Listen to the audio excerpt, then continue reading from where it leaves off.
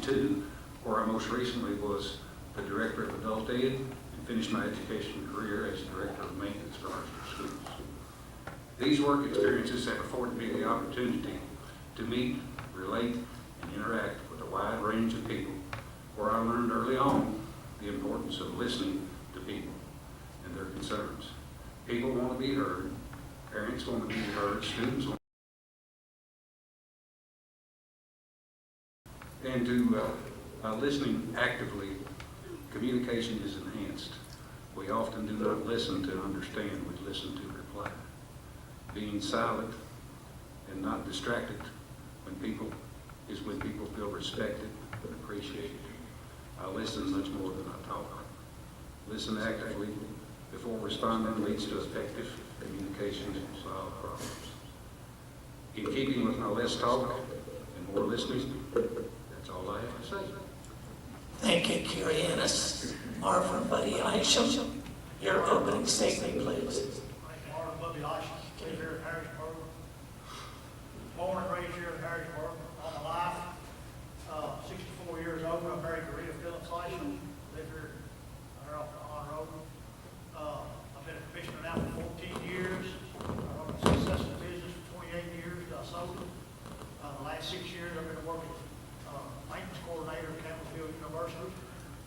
And my main thing here in the city is I'm over now, have been for the last several years, the cemetery department and the wastewater treatment department.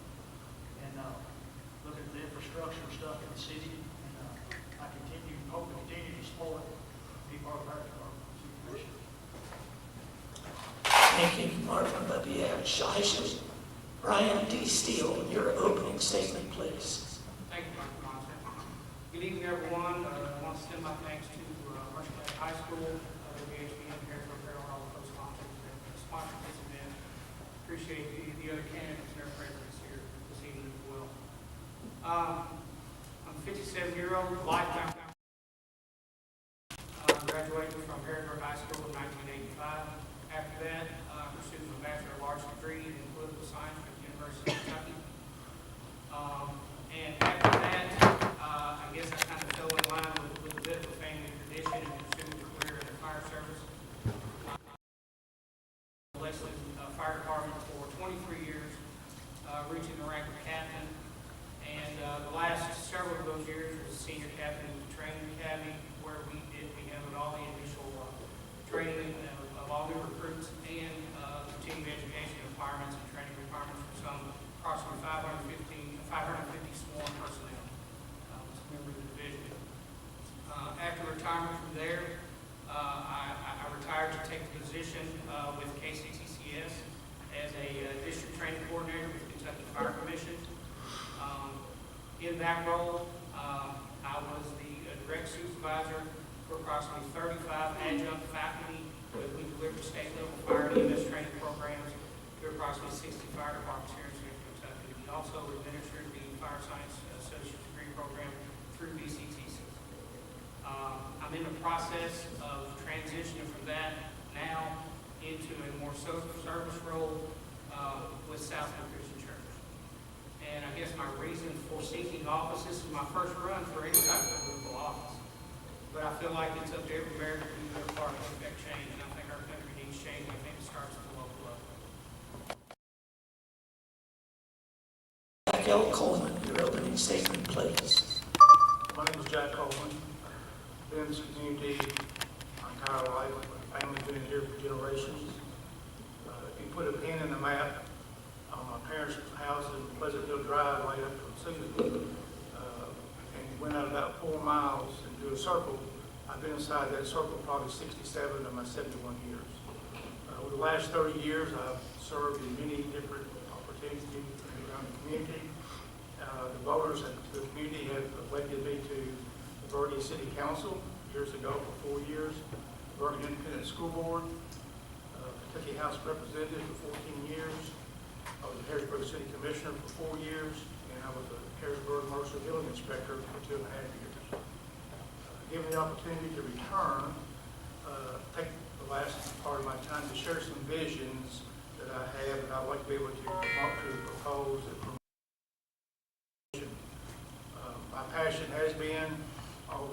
vacant and abandoned property, whether it's a task force, whether it's a vacant property review commission, whether it is a code enforcement board. I believe that we should begin to address this issue again in a concerted effort in a consistent way. During my second term as commissioner and Art Freeman's first term, I proposed a abandoned vacant property task force to the mayor. At the time, he accepted that. We took it to the commission. They adopted it. Our members were Art Freeman was the mayor.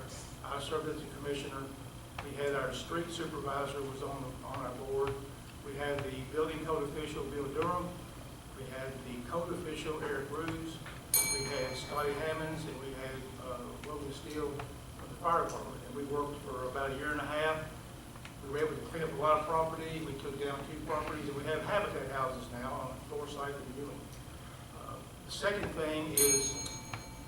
Thank you, Jack L. Coleman. Charlie Mattingly, your opening statement, please. Thank everyone for coming out tonight. Thank Morris County Student Mr. Mosser. I'm Charlie Mattingly, City Commissioner.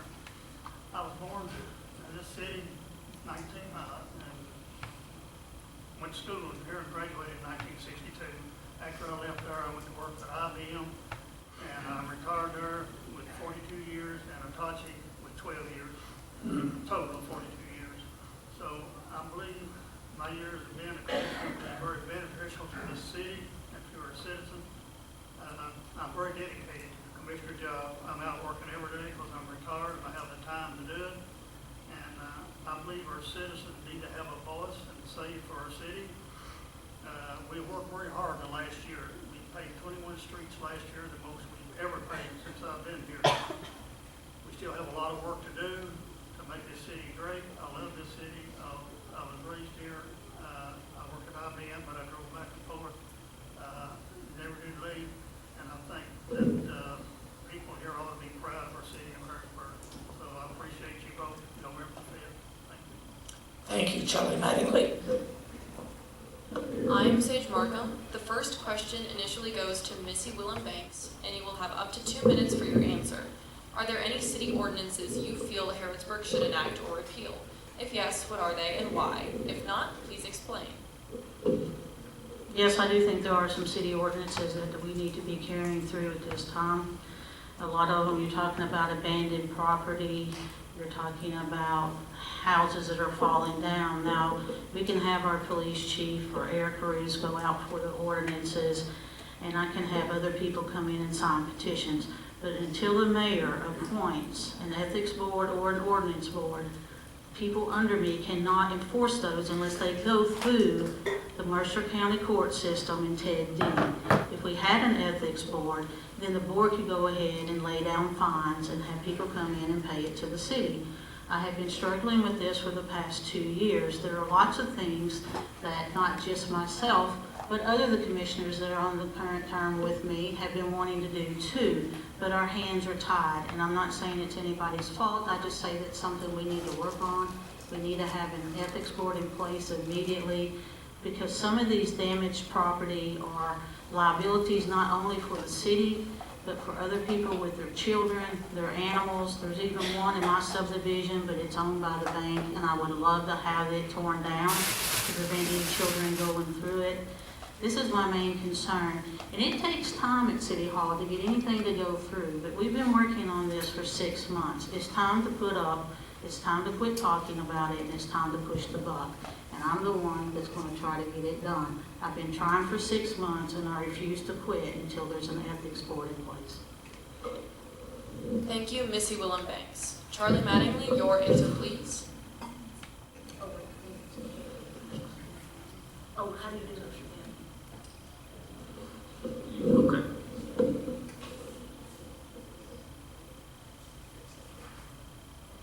Your Hey, answer, please. could you repeat that question? I'm sorry. Are there any city ordinances you feel Harrisburg should enact or repeal? If yes, what are they and why? If not, please explain. Yes, I'll agree with what Ms. Banks has said. And we also, I think, the abandoned properties, these are a problem. They are, as she said, a safety hazard. But we also, I think, need to have more citizen involvement, opportunities for citizens to be part of committees and to address concerns like this. So I would like to see an ordinance which would allow citizens to participate more actively during commission meetings and be on committees and involve them so that we can listen to what they have to say. We can't be everywhere at once, but the citizens of Harrisburg that live in various areas can give us a lot of insight into what needs to be done. So I'd like to see an ordinance that would have people participate more, have citizens participate more. Thank you, Carrie Ennis. Marvin Bubby Isham, your answer, please. Like the rest of them, abandoned houses is probably one of the biggest issues in Harrisburg. We have them all over town. But we've tried several different things to do to try to get these things done. A lot of people that own them don't have the money to tear them down. And the city don't have the tax dollars to do it. And we'll go with, a lot of them you have to take to court, get the judge to order it before we can do something that we really want to. So it's more than just getting our ordinance done. We're going to need to get it involved. Like Mr. Coleman said earlier, here a few years ago, we had put a thing on and kind of blowed up because it was illegal, because we had to go through the court system. But that's our main concern. Ordinance need to be changed. It's on the housing, and we need to do an ordinance too, that people want greater sidewalks. Now, people, they want to blame the city for the sidewalks being broke up and stuff, but they don't belong to the city, they belong to the people, the homeowners. But a lot of them, like I say, don't have the money to fix that stuff, and we're working on it, try to get some grants and try to work out some of these things. Thank you, Marvin Bubby Isham. Brian D. Steele, your answer, please. Thank you. In agreement with what's been said so far, the derelict abandoned properties are an issue, not only as opposed to an aesthetic evaluation of Harrisburg, it is a huge safety concern. A lot of these properties attract illicit behaviors, which can lead to hazards for some of our first responders, perhaps, with fires and things of that nature. In addition to that, whatever procedures that could be pursued or ordinance to affect that legally need to be looked at. In addition to that, I would like to see the city commission adopt some procedural, perhaps ordinance resolutions that holds themselves more accountable to the citizens. It's been mentioned here a couple of times already about citizen involvement. It's really tough for citizens to get involved when you're having meetings in the middle of the day or mid-morning when people are working and can't be there.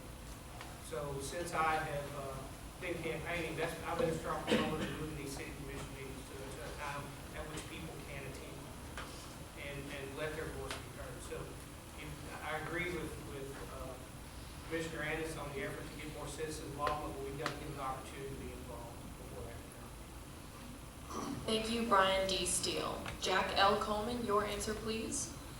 Well, the vacant property, a house just doesn't become abandoned and vacant or rental.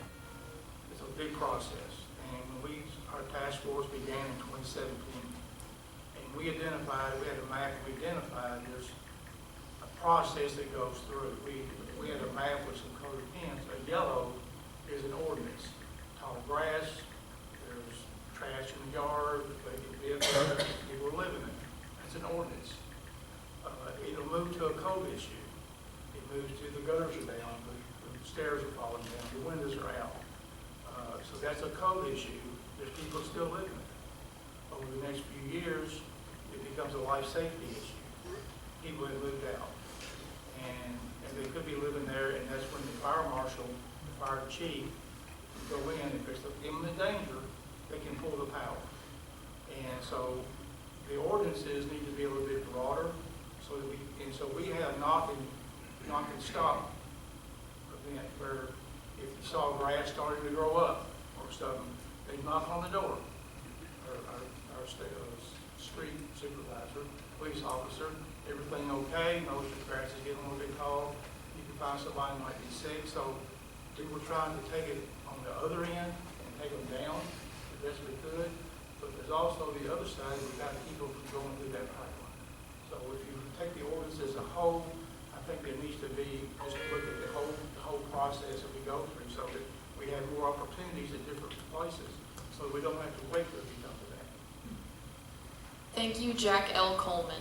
Charlie Mattingly, your answer, please. I know back several years ago, we tore down, I think one year, about 6 abandoned houses. It was a lot simpler back then than it is now. There's a lot of technical issues now that's involved in tearing a piece of property down.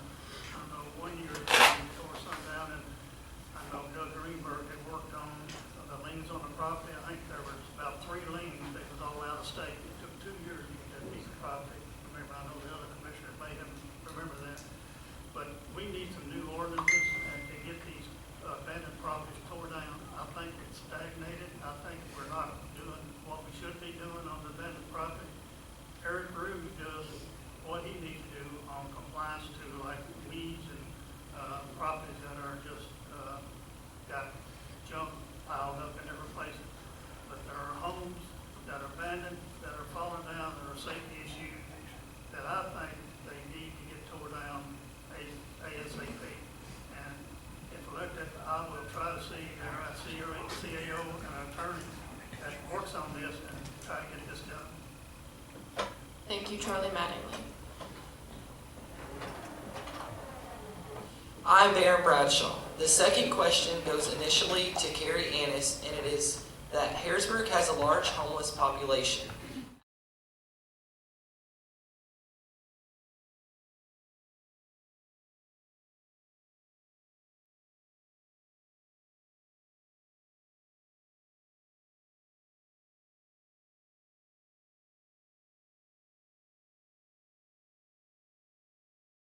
There in Harrisburg.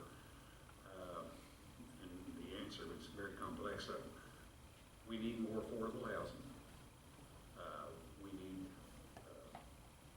more places to house people temporarily until they can find housing, to have some shelter, to be in and out of the weather. And it is becoming a problem. I see at least one every day. I know the building where the Harrisburg Herald was, there's a man that slept on the porch out there every night, and they have since put some caution tape up. But it's a problem which is going to take a whole lot of work, and it is a very complex problem, and it's becoming an issue more and more, it seems, as time goes on. Thank you, Carrie Annis. Marvin Buddy Eichel, your answer, please. We do need affordable housing in Mercer County. We're going to go through the state, get some grants, and try to find projects to help do that. I'm on the housing authority board too up there, and they have some empty units up there. But most of these people, I know we have a few, Harrisburg to me is not that bad with the homeless, but there is a few here. But most of them don't want to be in a home, because I know this past winter, I had a cousin contact me, there was a guy staying where those Sonic building was at. It's supposed to be below zero at night. Went out there to get him, to take him with him to the hotel. And he said, well, I just wish y'all would leave me alone. I'm where I want to be. There was several living behind Kroger store. We want to talk to them. I wish you'd leave us alone. We're fine. This is where we want to be at night. They don't want to. They don't want to work. There is a few people out there that do need help, that want help. And we're willing, the city's willing to help them any way we can. I know the police and fire department both every year, especially in the cold, they get out and they try to help people. But a lot of them don't want help, but we do need affordable housing in that. Thank you, Marvin Buddy Eichel. Brian D. Steele, your answer, please. Thank you for the question. Homeless issue is a question that not only Harrisburg deals with, it's an issue that most towns and cities unfortunately have to face in today's day and time. My viewpoint on it is mostly what you see being done treats the symptom, but it's not doing a whole lot of work to cure the problem. And I think more effort needs to be put toward that. Sure, the immediate need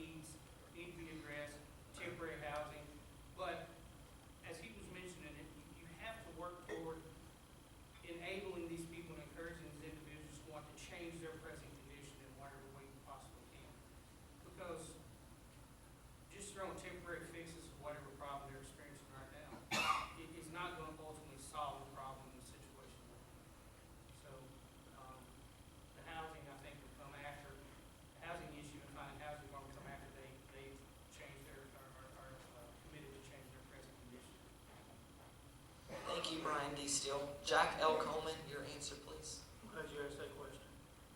Actually, the vacant and abandoned property task force, within about 30 days, we recognized we had a huge homeless issue back in 2017, 2018.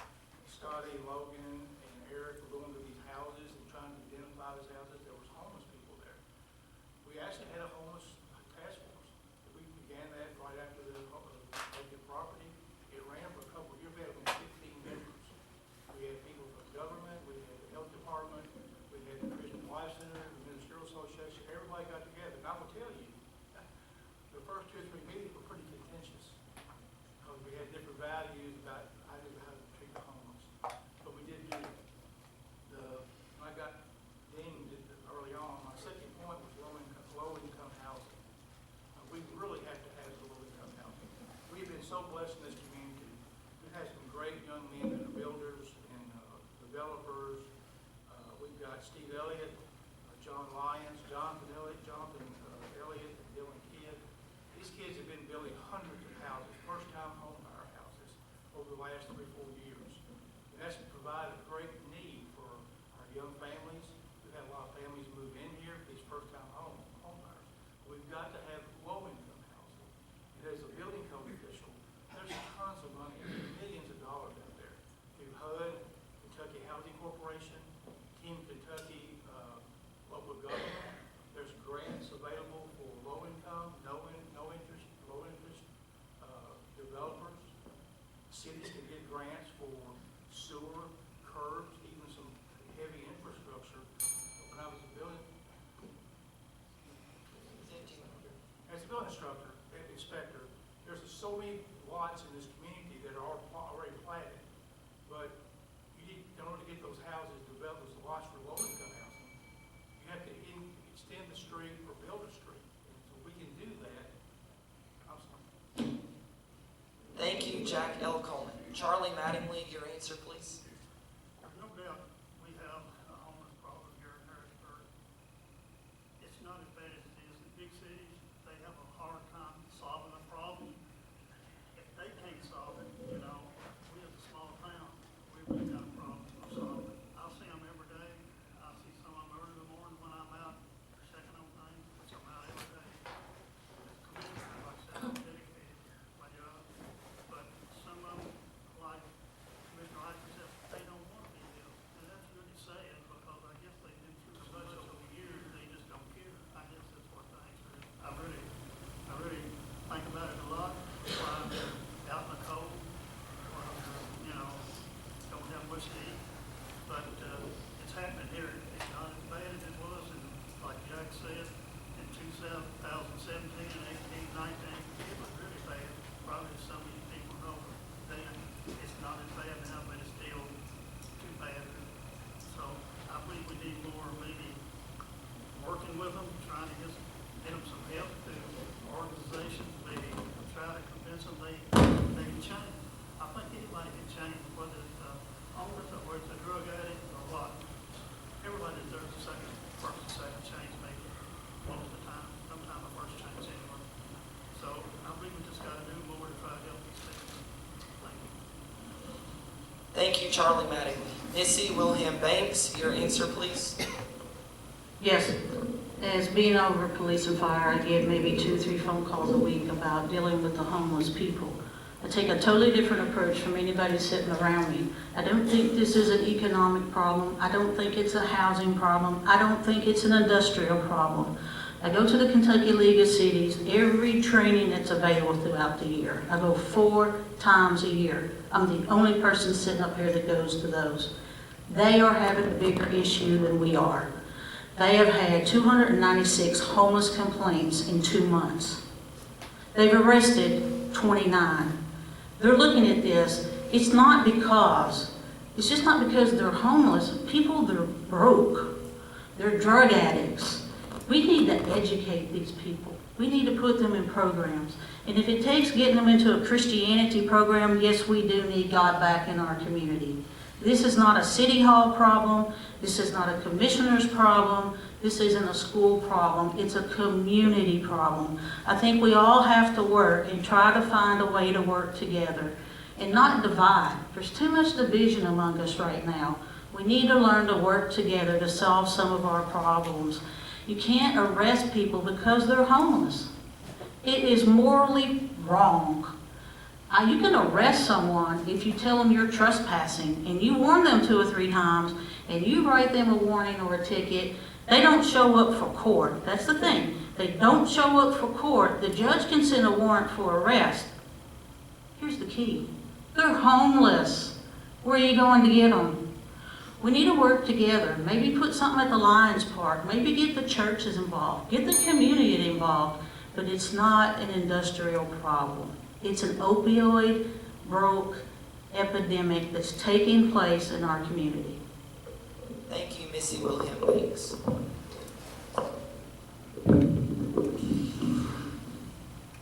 The third question initially goes to Marvin Bubby Isham, and your question is, feel there are any points of corruption in the government system that are causing the efficiency of the city?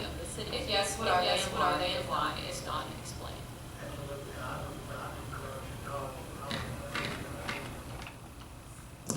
Thank you, Marvin Bubby Isham. Brian D. Steele, your answer, please. I'm not factually aware of any, but I know there's, right now, the citizens of Harrisburg are very disenfranchised with our government. If you don't believe it, look at social media posts. Talk to folks. Again, to sit here and effectively say factually, is there corruption? I have no personal knowledge of any corruption at all. But I do know that the general consensus among many folks that are citizens and live here is that they just don't trust the government.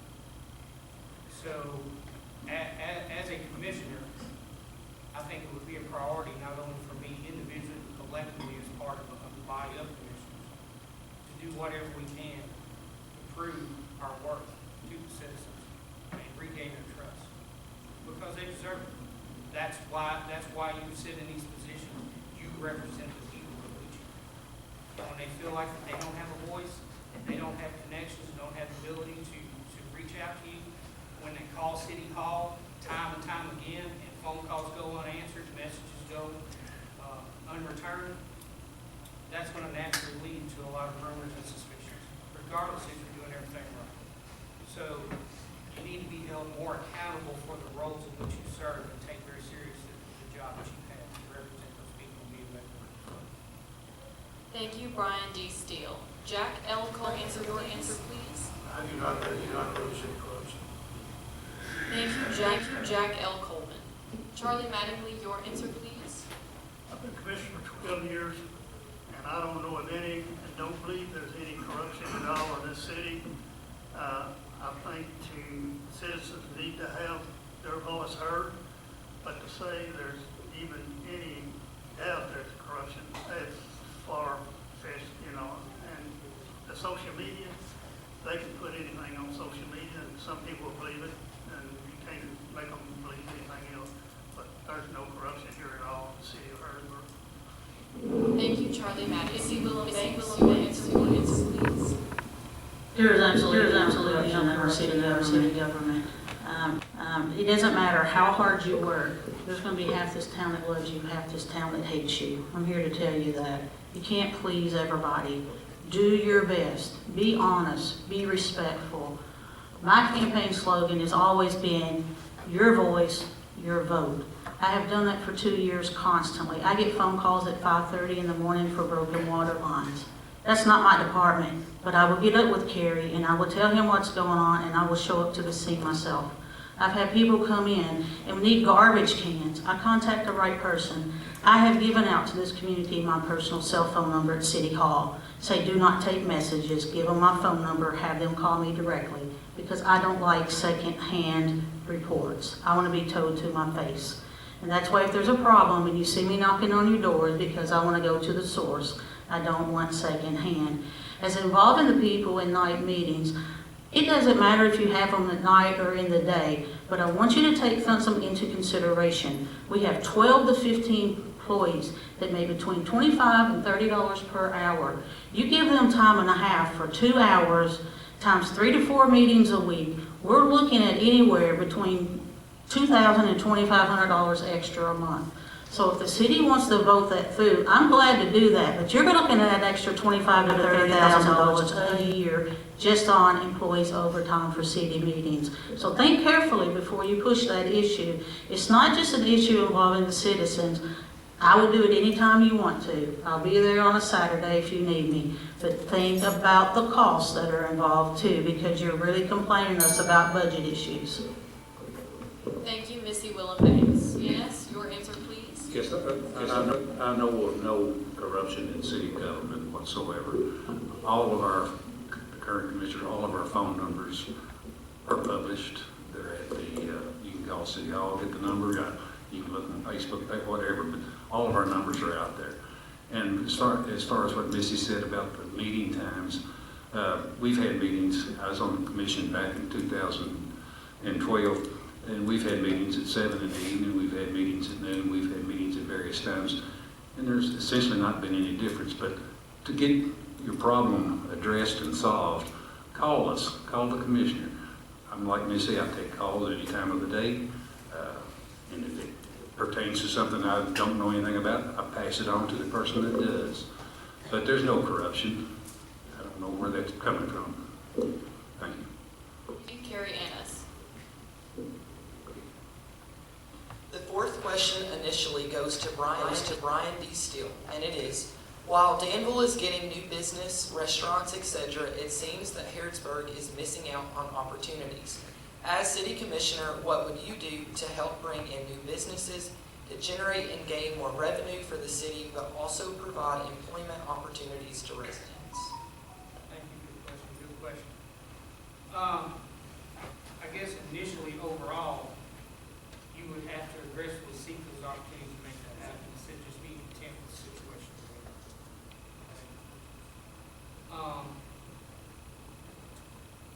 This community is on the cusp over the next few years of a really great opportunity with the development of this property over north end of town, which is an industrial site. The planning for that has to start taking place now. People have to be actively engaged to make that happen. And you have to plan that and work toward that with those goals in mind to bring that economic boost to this community that is inadvertently going to bring the people, it's going to bring the other businesses, it's going to bring the restaurants. It's nothing that's just going to happen. I've heard it, and I've been one myself. I wish we had more restaurants here, but they're just not going to show up. They have to have a reason to. The people have to be. So any effort that the city can make, either on their own or collectively with the county government, to pursue what's going to be best for all of Harrisburg and Mercer County moving forward to develop this community, is something we're proud of. That's those efforts we need to be seeking. And we don't just need to be confined. We talk to these other communities, talk to those at Danville, talk to those surroundings. Almost every community around us is experiencing some very visible success. Why not follow their lead? And coincidentally, most of those communities that I've called, they don't host a committee mission, a city commission meeting before 4:30 in the afternoon. I'm talking about Lawrenceburg, Nicholasville, Danville, Springfield. Thank you, Brian D. Steele. Jack L. Coleman, your answer, please. I've got a couple of different answers. Number one, many years ago, Steve Patterson and I did develop some property. It's called the Summit now, I guess it was. When you reach out to, when you talk about Danville versus Harrisburg, when you reach out to Ruby Tuesdays, you reach out to Applebee's, you reach out to these businesses, and I spoke to these people. The first thing they do is look at demographics. And we did not have the population or the demographics for a company to come into Mercer County. Boyle County did. That's one issue. Why some of these, when they look at us, we don't fit their model. The second thing is, we've had Cato's, we've had Hippies, we've had a lot of these different places that come to Mercer County. And they close. Why they close? We don't buy from them. We don't patronize them. So if you look over the last 20 years, we've had a lot of nice things that's come into Harrisburg, but they leave because they can't make money, and so they close the doors. And whether they go to, get more business in Danville, I don't know. That's always been the thing that Harrisburg and Danville, Bull County, Mercer County. But a lot of it is the demographics of our population.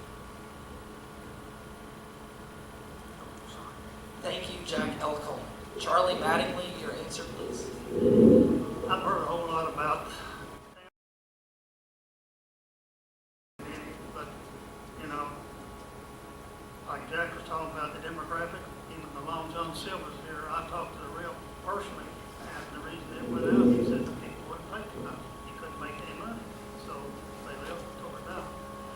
It's tough right now getting these new businesses in here, restaurants especially. Just like the Applebee's in Devil, it was very strong, but now probably most of you know, it's hardly nobody there anymore. And I don't know what the problem is. I like to eat there, but also I eat a lot here in Harrisburg. But the reps say that we're not situated demographic to bring big business in. We're not as big and vibrant as Danville. I just get tired of hearing putting us in a category with Danville. We're Harrisburg, Danville, Ball County, Ball County. But I tell you, we're working on future. We bought the land down on North 127. It's gonna take time to develop that land. It's not gonna happen in the next 2 or 3 years. Probably you're looking at 5. I'm just guessing 7 years. You got the infrastructure, you got road, water line, sewer, electric grid. But one day it will happen down there. I hope it, and I'm here to see it. I'm afraid that I am, because it is gonna happen, and Harrisburg will grow. The county and the city into a lot of trouble to buy that land. So the people of Harrisburg, the citizens, just hang with the county and the city. You will see progress down there in the coming years for our young people here and for our older people too. But that's where we're at on. Thank you, Charlie Mattingly. Missy William Banks, your answer, please. One of the problems we have with development in restaurants here is that Danville uses logistics from Bull County, Lincoln County, Garrett County, Casey County, even Mercer County to pull the businesses through. Harrisburg is Harrisburg. We're one of those old Bible Belt towns that people want to do things but not let other people know. I think a lot of people like going out of town and coming back here. It's not a commissioner's decision. It's more of a planning and zoning. And if it was a commissioner's decision, let me tell you, having that meeting at night or having that meeting on Saturday or having that meeting at noon does not make a difference. Kentucky League of Cities did the first simulation on economic development back in the summer, and I was there.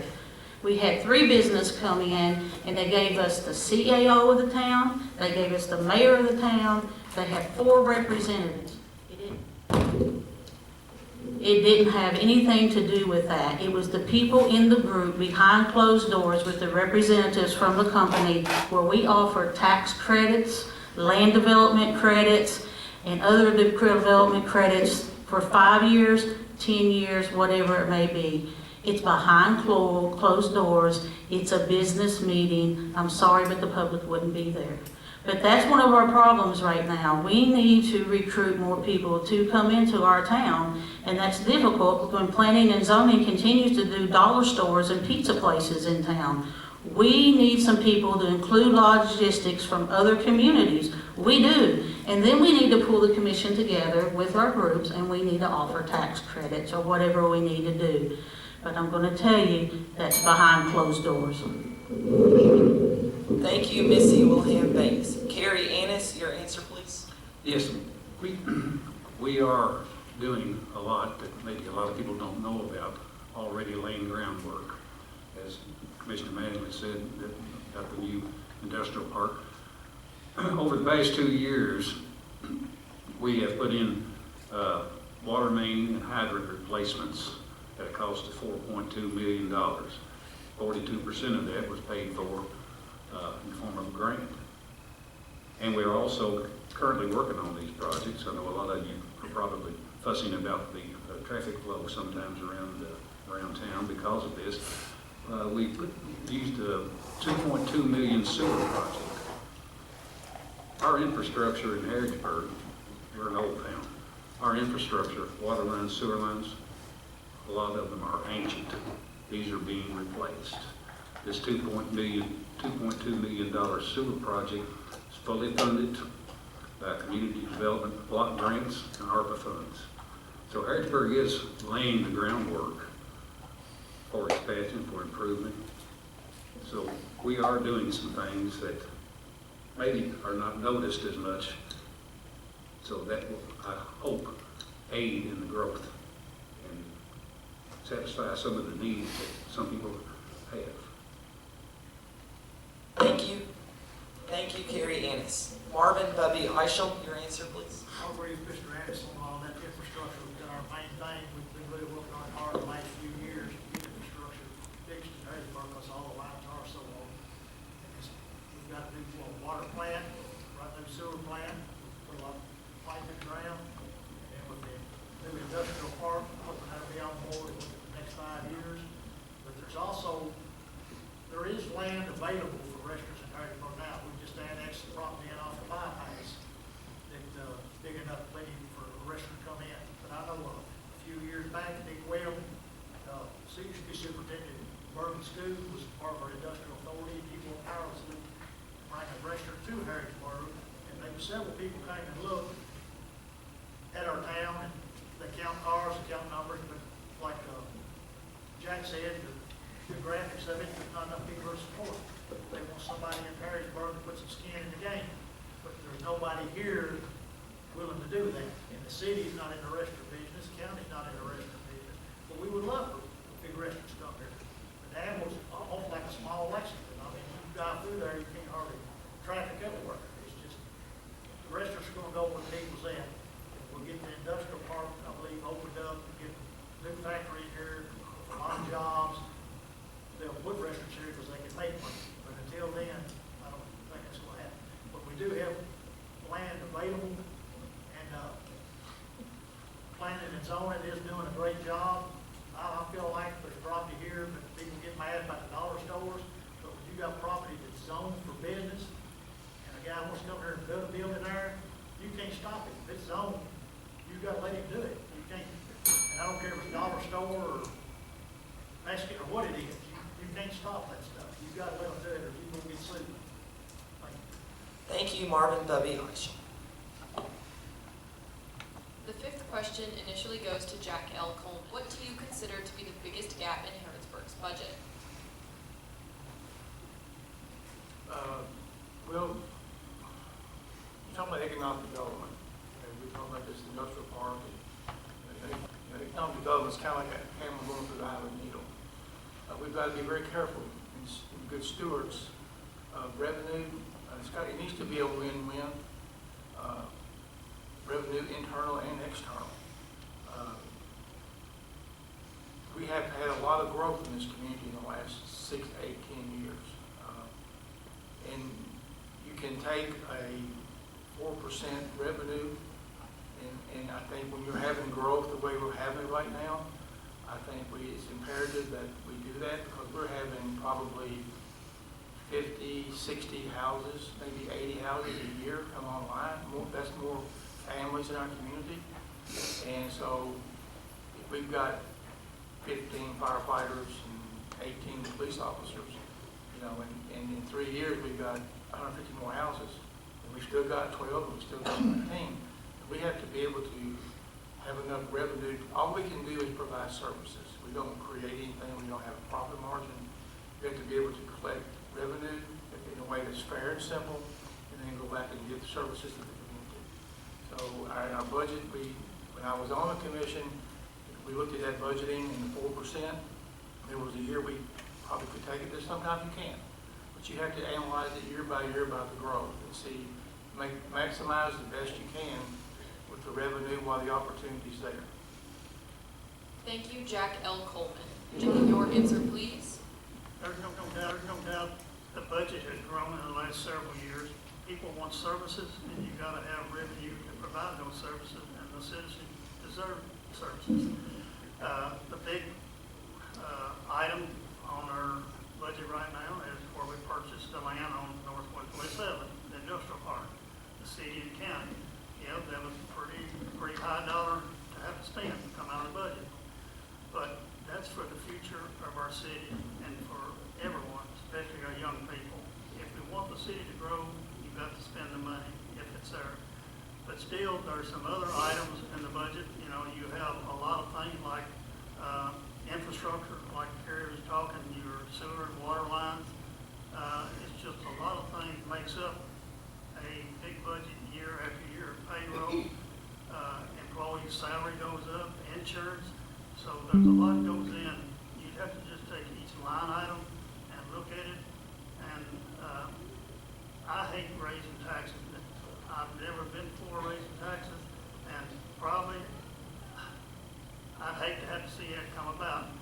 I will mention just like we had a tax increase on our water meters. We didn't do that, the county done that to pay for 911. Well, landlines went out, and the landline tax on landlines was paying for the 911. That happened way back 5 or 6 years ago, and everybody knew that that was gonna happen, and you need to plan for that. I think the planning wasn't made to have that money available. That's why we went in the deficit. The county did $107,000 to have to pay for 911. That shouldn't have happened. But anyway, they tax their water meter. They can do that. Legally, they can tax the people's water meter. So it went from $1.75 to $3.50. I didn't agree with that.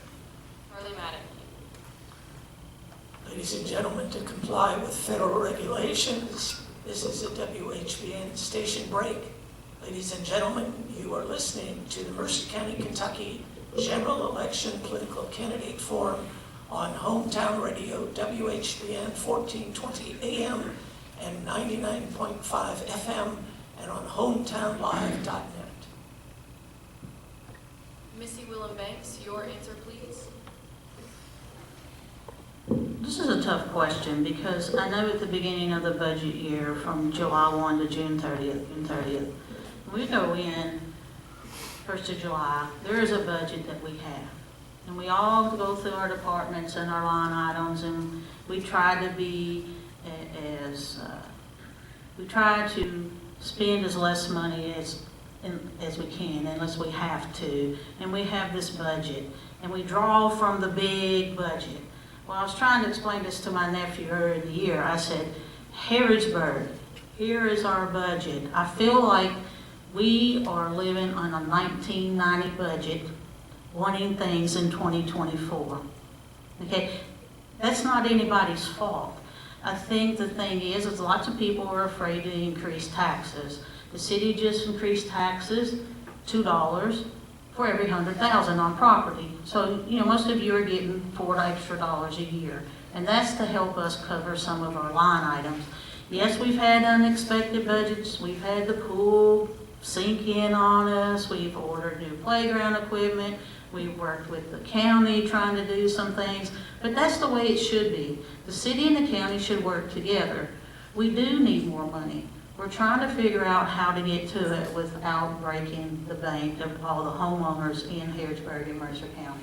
It's a really difficult job. I don't have the answer, but I still feel like I'm in 1990 and I need 2024 now, if that makes sense. And we need to work together to find a solution. And the best way to do it is have our different opinions, get into a room and work them out. And that's why we say, come together, people. Now is the time, not only in our country, but in our own town. We need to come together. Thank you, Missy Willem Banks. Carrie Ennis, your answer, please. Yeah. Again, a very good question. I don't think there's anybody in this room that wants their taxes raised. If there is, I probably need to talk to you privately. But that being said, I want police protection, I want fire protection, I want water, sewer, I want all these things, and they cost money. We get our budget meetings generally late June for the coming year, and we meet with the various departments, and we go through line item by line item. Okay, what are your needs for the water department? What are your needs for the water treatment plant? Give me the cost. We have excellent employees in all departments because they essentially go out and make up a budget for their department each year. Well, we go down the line, okay, do you really need this? Well, I'll be honest with you, a lot of them do not I don't see a lot of padding in the budget. There are needs. And again, nobody wants to raise taxes, but everybody wants the services provided. And I'm not for raising taxes any more than anybody. But, you know, the money's got to come from somewhere. And I guess that's the only thing that we do with our budget is sometimes we have to raise taxes. Thank you, Kenny. Carrie Annis. Marvin Bubby Isham, your answer, please. Well, get bring the money in, is the main thing. We apparently it's very short. Bring the money in. Our taxes, the city of Harrisburg takes in about $400,000 a year property tax. Library takes in about $1 million too. Right there for so long, we get the taxes not. But our biggest income, our money comes from workforce, payroll tax. Much like if a lot of operating money, we make a little money off our water and sewer bills. And like as Charlie was saying, the dollar went from $1.50 to $3.50 where it's going to on the 911. That's not a tax. That is a bill that every person in Mercer County needs to pay available 911 service. Some people are refusing to pay it, not paying it, but that needs to be paid. We have to have that service in Mercer County. But the only way that we can bring more money in, I think, was with our infrastructure, build a new factory here, and then more what's coming in. Thank you, Bubby Isham. Brian D. Steele, your answer, please. Thank you. Before we enter into any conversation about the potential for raising taxes, I think when it comes to budgeting, you've got your pool of money, and you've got your needs, and you've got your wants. You got to maximize the amount of money you have on your basic needs. Some of this has been critical infrastructure, public safety, streets and roads, sewer. Obviously, those are going to take the focus of your money. But don't discount opportunities that exist out there, and potential federal grant programs can kind of help offset some of that. I can't even hear mention, as growth occurs, the increased need for firefighters.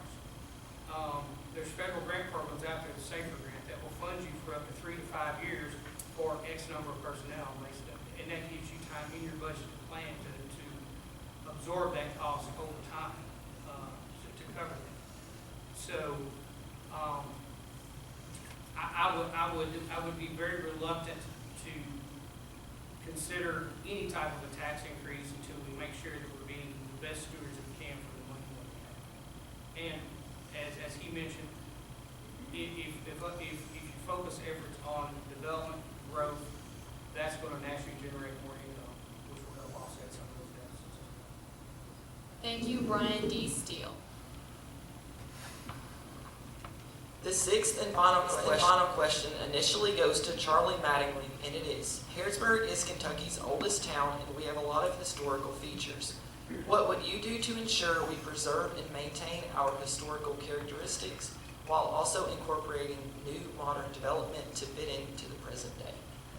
Well, I mean, the old buildings that need to be restored to bring them to the old way they were back years ago. I think you gotta have some grants, and people that own these buildings know where to get those grants. I know that a lot of these buildings sometimes are torn down and build new buildings. Probably there's a reason why they have to tear these buildings down. They're probably not structurally sound where it takes so much money to build them up, and some people just don't want to. So with that, I don't know what else to tell you on that. Thank you, Charlie Mattingly. Missy William Banks, your answer, please. Yes, recently we've had people from the Historical Society attend lots of our meetings wanting to preserve the old YMCA building and other buildings in town. We have learned that there are lots of grants, but we can keep the infrastructure of the historical side of the building, which is mainly the facial appeal, and the outside, but we can restructure the inside or expand the outside and the backs of these buildings. I think it's very important to keep the history of Harrodsburg in place and let people know that they come from one of the first birthplaces in Kentucky, the first permanent settlement west of the Allegheny Mountains, from what I can remember from school. But I think it's important that you know where you come from, what you represent, and who or what built you, and you carry that through. And working with the Historical Society has taught me many things, that people are proud of these historical buildings. They love seeing them there. They love the stories behind them. I think we should continue to work with those people, work on our grants, and expand the inside and the outside, or blow out the back of the building, but leave that historical facial appeal. And they're doing a wonderful job. They have a luncheon coming up, I think, in November, so everybody please attend. And that way you can learn more about the historical parts of Harrodsburg and Mercer County. But it's very important to remain intact with your heritage. Thank you, Missy Wilhelm Banks. Carrie Annis, your answer, please. Yes, the building that comes to mind, I think, for a lot of people is what used to be the National Guard Armory, formerly Matthew, and now it's the Harrodsburg Community Center. And they were recently at a commissioners meeting, people voicing their support of maintaining, the city owns that building, by the way, maintaining their support for us to keep that building and use it effectively. And so far, we have been, or they have been, making some improvements on the inside, leaving, as Missy said, the outside intact. And it's a very important building for many residents of Harrodsburg, since our National Guards were deployed from there during the war and participated in the Death March, and many did not return. So it has a lot of sentimental value and a lot of historical value. So yeah, we like Missy says, we got to preserve our heritage and our history. Thank you, Carrie Annis. Marvin Bubby Eichel, your answer, please. I think we're doing that now. We've got the architectural review board in place. They're a great group, it's doing a great job on our historical buildings. The Historical Society does a great job. Harry First is doing a great job. All those work together. And there's a lot of grants that they're getting. If you own a building on Main Street, or one of the houses close to Main Street up there, you want to do government money you can get, you know, they look at it and make sure you don't destroy those buildings, keep the historical part of it. We have that historical right now going on. Thank you, Marvin Bubby Eichel. Brian D. Steele, your answer, please.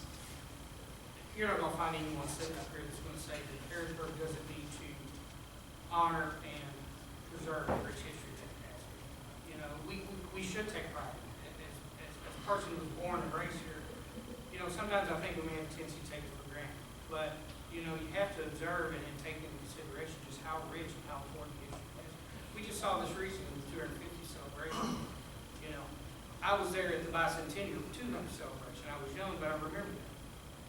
I don't think we need to wait every 50 years to be pushing it and marketing what Harrodsburg has to offer. So any efforts that we can have in that regard to promote that, working with the partners of the Historical Society, whomever, obtaining grants, there's money out there, state level grant funds, federal level grant funds, anything you can do to kind of help preserve those properties and the history here, that's what we need to do. Thank you, Brian D. Steele. Jack L. Coleman, your answer, please. Well, you have to remember when Daniel Boone and Rebecca left, they said, don't do anything till we get back. So, as I was the building code official, and I was leading the preservation committee, what was that book you talking about? The protection, yeah. You know, there's a lot of funding available, but, you know, there's a special code for historical properties, and there's a lot of leeway in the code now that you can develop these properties that probably 5, 6, 7, 8 years ago would be so expensive. But now there's some workarounds to the code, and I've studied that code quite a bit. There's some special codes on bed and breakfast, you know, old house for bed and breakfast. So I think Harrodsburg's done a wonderful job. If you look downtown and around, probably I would say if you look at a snapshot right now, we're probably in as good a shape historically up through Beaumont, College Street, downtown. We're in a pretty good shape, I think, citywide for the shape and condition of our historical properties. But we can't blink our eyes. I'm in a historical house, my great-grandfather's house, and I'm getting so old if I don't get out of there, I'm just gonna start deteriorating, like, but right now, I think we're in really good shape in our community. Thank you, Jack L. Coleman.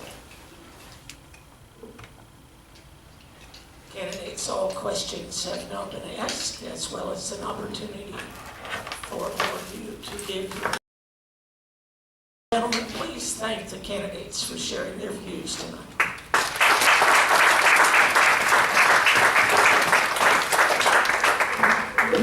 While we're changing candidates for the next race, I want to mention that in 2020 in Mercer County, there were 18,007. Please, if can you leave quietly? Thank you. There were 18,744 registered voters. 9,700 of those were women, and 9,000 were men. However, only 64% of women voted, and only 61% of men voted. For the age group in Mercer County, 17 to 24, there were 832 registered women and 814 registered men. However, only 55% of the registered women voted and only 51% of the registered men voted. That's why we include students in our political candidate forums to kindle interest in the political process and voting. In the U.S., as you know, one person gets one vote. It may feel like your vote doesn't matter. What can one person do to change the future? Voting for things you believe in does matter. The main reason is that when people organize around an issue and all make their voices heard, society changes. So I implore all of you to go to the polls and vote on November 5th. Thank you very much. And I see now that we are ready for the Kentucky State Representative for the 55th District. All candidates were invited, and Kim King and Katrina Sexton are here. Welcome, and thank you both. Thank you. Kim King, you now have up to 2 minutes for your opening statement.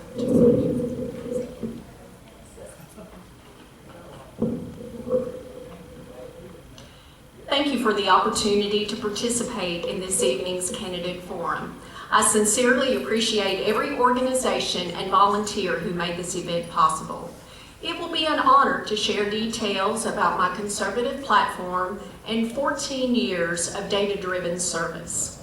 Voters need to come out in full force on Election Day to re-elect the only conservative candidate on your 55th District ballot, and that's Kim King.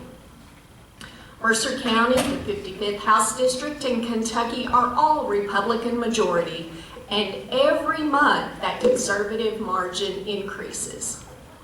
Since 2017, when Republicans took majority in the House, we've passed conservative, common sense, responsible laws that have drastically improved our Commonwealth.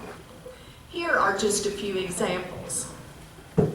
Lowering your personal income tax, saving public pensions from total default, and that was all caused by Democrat malfeasance, improving Kentucky's economic development landscape, and growing Kentucky's Budget Reserve Trust Fund, then redistributing those funds back to local communities for investment in high-priority projects like Mercer County's prestigious industrial site.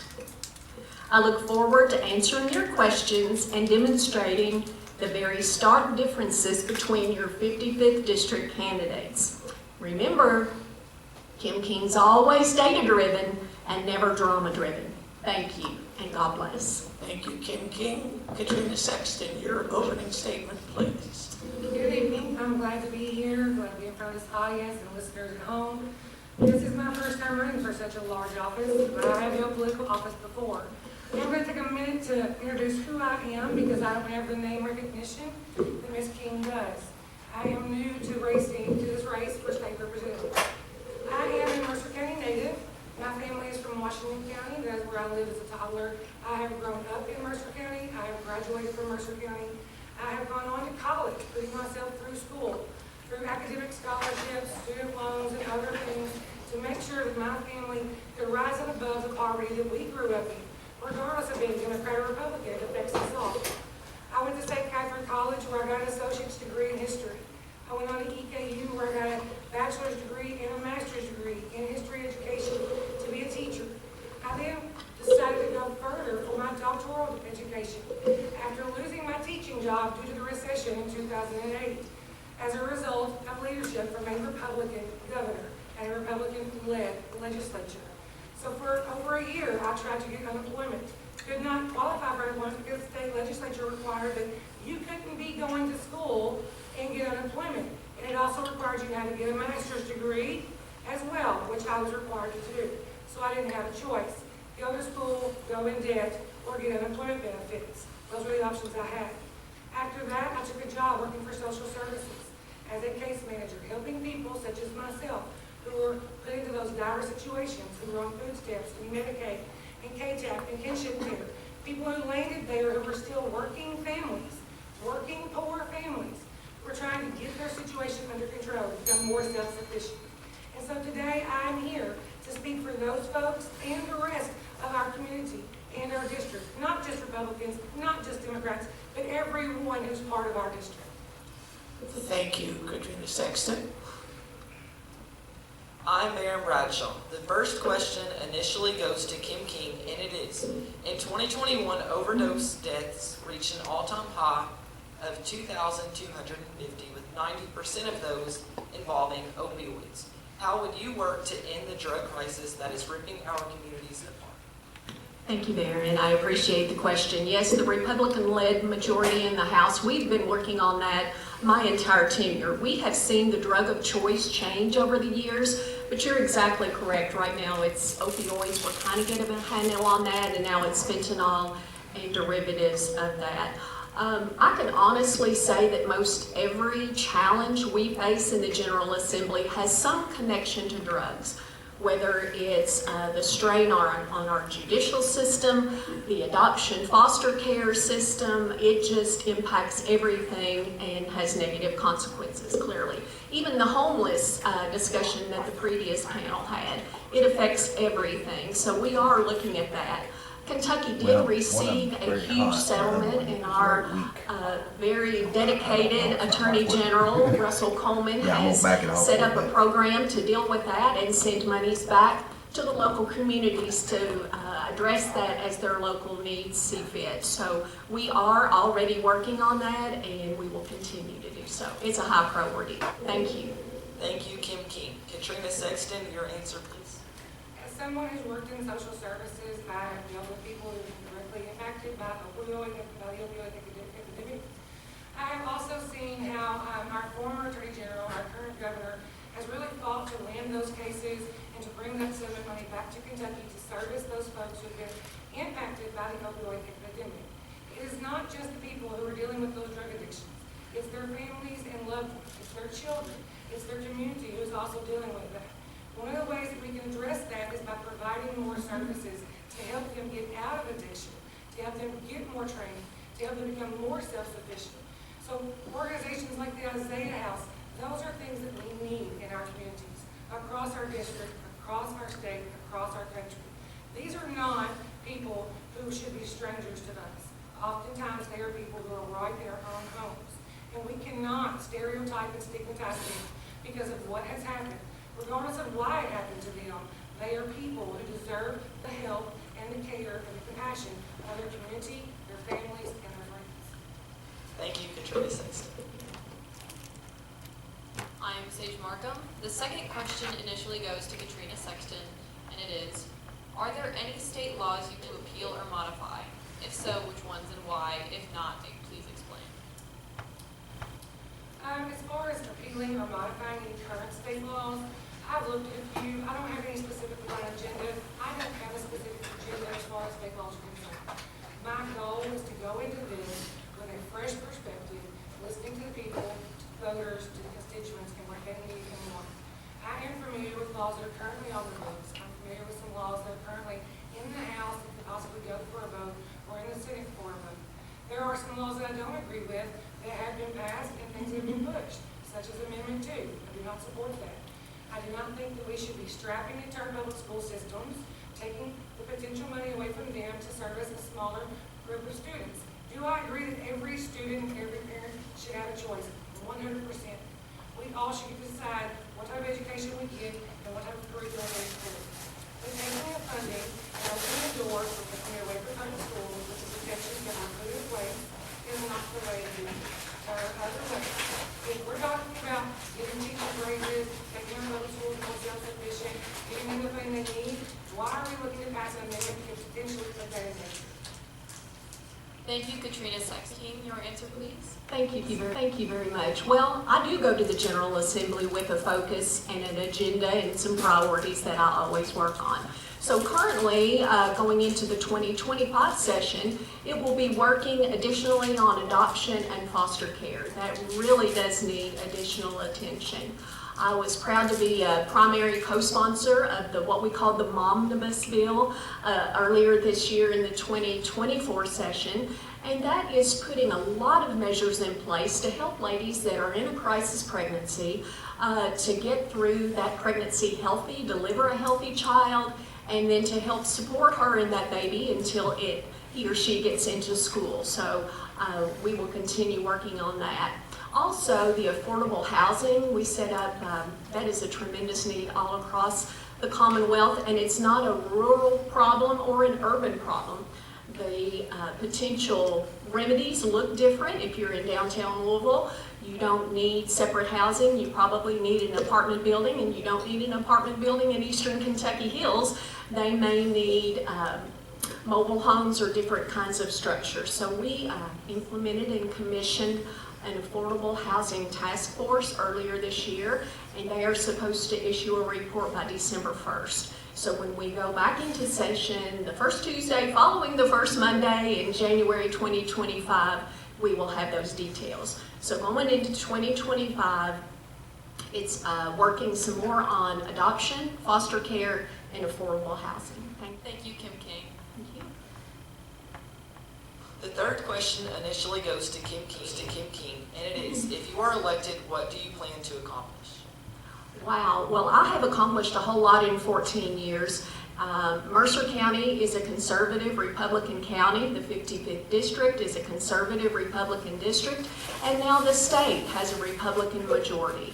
So sending Kim King back is your only way to actually have your voice represented in the Kentucky General Assembly. So I will continue on in my dedication to reading the bills, making decisions based on the merits of the bills, and not being swayed by bullies on social media. Thank you. Thank you, Kim King. Katrina Sexton, your answer, please. My goal will be to work for improving the situation with poverty. If we're not aware of it, 1 in 8 people in Kentucky live in poverty. The average income for Mercer Countyans for a household comes to roughly about $60,000. For Washington County, which is part of this district, we're not talking about just Mercer County, we're talking about the entire district. For Washington County, that number is just a little slightly higher, between $62,000 and $65,000. For the southern part of Jessamine County, or Jessamine County as a whole, that number is about $69,000. But yet, as a state and as a district, we fall in some of the worst numbers as far as poverty rate. And we have to address why that is. It is not because people aren't willing to work. It's because they're not making enough to be able to work. Or you have single-parent households, or you have households that are strapped with taking care of the older generation within their home because they just can't meet needs otherwise. There are other things that we need to address besides just talking about what's going to be the most popular right now. We have to work on helping those who are the most vulnerable, the most at risk, because that is where our community is. It's in those folks. Children growing up in poverty. Between 1 in 4 and 1 in 8 kids across our district are living in poverty. One of our counties, Washington County, has the worst poverty rate out of the entire district. Our state as a whole is in the top 5 of the worst poverty rates in the country. We've got to address poverty because poverty affects every other area of life. It's not just a people problem. It is a community problem and a state problem. So we need to work on that, bringing jobs, giving us some development, improving our education, giving more educational opportunities to our students, instead of just trying to strap it to those who we can strap it to and keep on moving. Thank you, Katrina Sexton. The fourth question goes initially to Katrina Sexton, and it is, what active piece of legislation in the Kentucky system do you deem most important and why?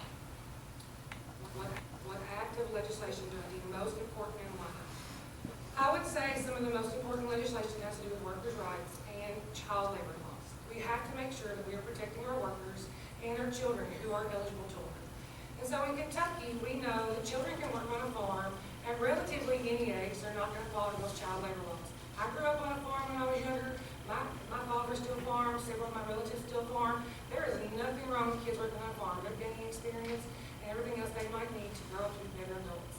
However, we have to make sure we are working to protect children and their other opportunities. We shouldn't be forcing kids or pushing them because of the poverty rate to help support their whole family. A lot of kids these days are out here working longer hours and jobs that they may not want to be in just to help support their family and put food on the table. That is not the role of a child. That is the role of the adults. And why are we having to do that for our children? And then we're going to pass laws like House Bill 255 that is going to push back against those child labor laws, allow kids to work longer hours, so they're going to get less rest. When they come to school, they're not going to be as prepared to get the education they need to improve their circumstances. That is one of the laws that is going to be an issue for me. Thank you, Katrina. Kim King, your answer, please. Thank you for the question. I do believe that if I had to choose one aspect of public service and government, it would be public safety, keeping our communities, our families safe. I think that covers a lot of different areas. Going back to the drug problem, our adoption foster, public safety really does cover a lot of those issues. So if I had to choose just one, that's probably the one I would choose. It's interesting to me that my opponent doesn't, she's talked a lot about prices and people don't have money to get by, and it's actually the Biden-Harris tremendous inflation that has caused so much havoc on our families, and so I think that bears mentioning as well. Thank you. Thank you, Kim King. The fifth question initially goes to Kim King, and it is, what do you think are the most important issues facing Kentucky and why? Well, we just spoke about public safety. I think it's also important to give families the keeping as much money in their pocket from their personal income tax. I would like to mention that briefly. We have taken it on as a Kentucky General Assembly since 2017 to reduce families' personal income tax, and we've been very successful in doing so. So we hit another benchmark, and so we have hit for that to be triggered down 1.5%. So I think that is really going to continue to help. I'm so proud of our work with our city government, our county government, our federal delegates in making sure that we have a prestigious Mercer County industrial site, and it is going to have generational impact. All of those folks have worked tremendously together, and so I'm so thrilled that the Budget Reserve Trust Fund has been built up enough to help make that investment here in our own home county. Thank you. Thank you, Kim King. Katrina Sexton, your answer, please. Mr. Bradshaw, if you don't mind, will you please repeat the question? What do you think is the most important issue facing Kentucky and why? One of the most important issues that I think is facing Kentucky is inflation. As the incumbent has stated, yes, we have severe inflation. However, the inflation rate has come down significantly.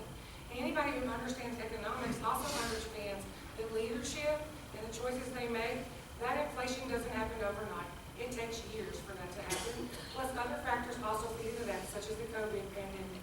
So inflation is not going to be the result of one person or one leader's choices. It's going to be the result of multiple leaders and multiple people's choices. In addition, as far as prices and the way our economy works, it is not the president, it is not the executive branch. As a history teacher, I can tell you, it is not that branch that actually decides on the budget and the prices and the legislation that controls what we as American citizens are paying. It is the legislature, the Congressional House and Senate. It is the legislative branch that makes those choices. So blaming these issues, whether it's on Donald Trump as former president, or Joe Biden as the current president, or whoever our future president is kind of forgetting about our civics lessons when we were a high school student. So maybe we need to improve our education, work on improving our economics, and who we elect to be in those offices.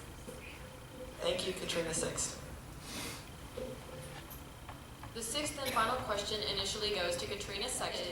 In your own words, please explain in detail Constitutional Amendment 2 on the ballot. It is my understanding that Constitutional Amendment number 2 is slated as a school choice, parent choice amendment. However, the language of this amendment does not directly say how the money would be used, where the money would be used, and why the money would be used where it's chosen.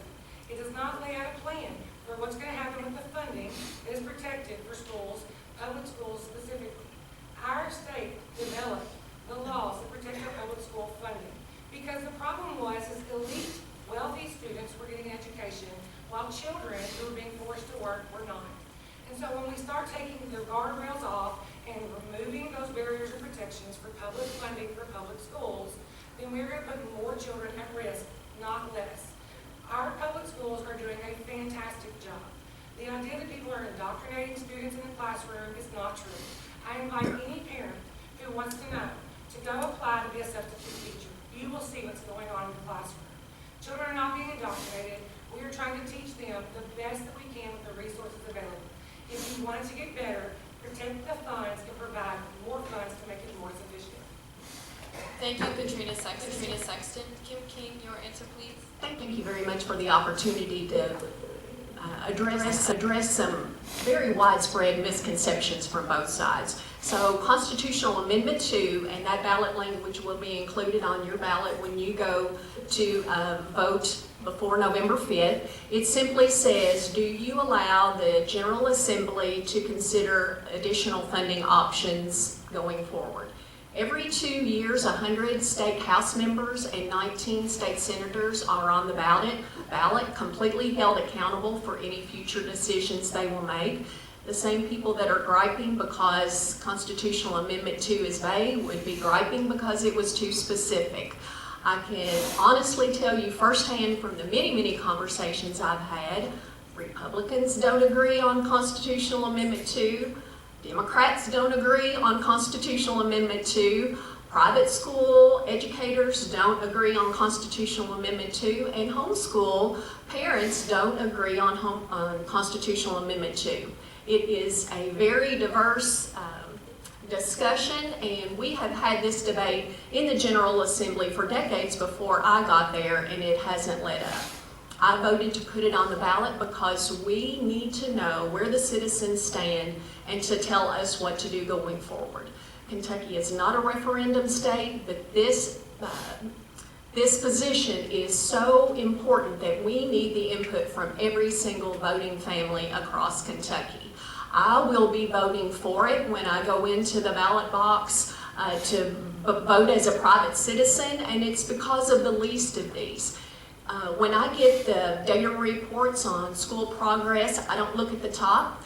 We can look at our district, and we can look at many districts across the state and see what stellar progress they're making. It's the bottom 10% that concern me, and they are stuck in general traps of bad education in Louisville. Thank you. Thank you, Kim King. Thank you. All questions have now been asked, as well as an opportunity for all candidates to give answers. Ladies and gentlemen, please thank the candidates for sharing their views.